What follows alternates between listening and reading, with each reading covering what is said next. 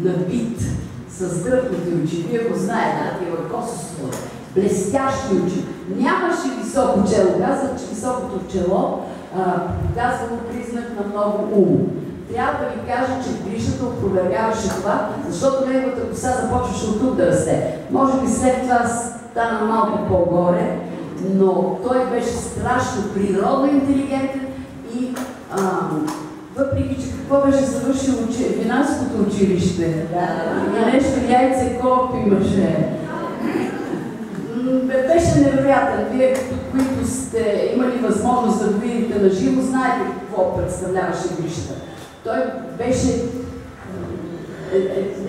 един от хубавите ми спомени с него преди да влезем в академията, имаше един подготвителен курс. И за този курс също, чули си? За този курс трябваше пак да се явяваш на кандидат студентски курс.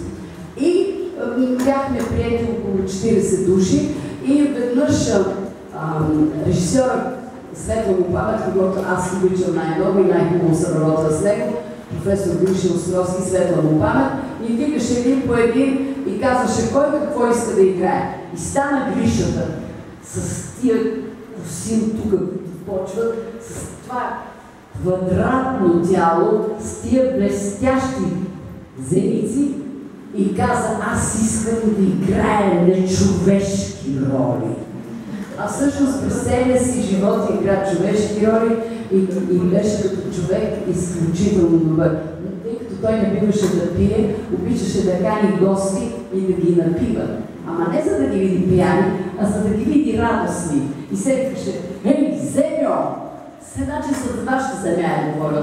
Да всички викаше Зеньо. Значи той всички приобщаваше към Плевен, към Трънчовица, към Левски. Зеньо, на здраве, на здраве!